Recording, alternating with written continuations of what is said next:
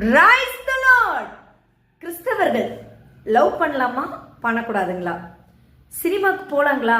Cinema பாட்டெலாம் கேட்கலாங்களா? இல்லை டவுட்டாக இருக்கு.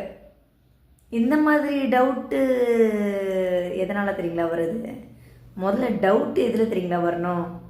நம்மளுடைய ஜெப வாழ்க்கை எப்படி இருக்குது, நமக்கும் இயேசுவுக்கும் உள்ள தொடர்பு எப்படி இருக்குது, வீட்டில் குடும்ப ஜெபம் இருக்கா, அதிகாலை ஜெபம் இருக்கா, உபவாச ஜெபம் இருக்கா, ஆவிக்குரிய கனிகள் கொடைகள் இருக்கா, ஆவிக்குரிய வளர்ச்சி இருக்கா, அபிஷேகம் இருக்கா, ரட்சிப்பு இருக்கா, பைபிளில் எதெல்லாம் படிக்கணும், இல்லை முதல்ல பைபிளை எப்படி படிக்கணும், ஃபஸ்ட்டு எங்கேருந்து தொடங்கணும்?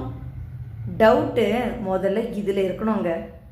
இதில் தான் இருக்கணும். இதெல்லாம் கரெக்டாக நம்ம செஞ்சோம்னா உலகப்பிரமான இப்போ இது முன்னாடி சொன்னோம் பாருங்கள், அதில் டவுட்டே வராது.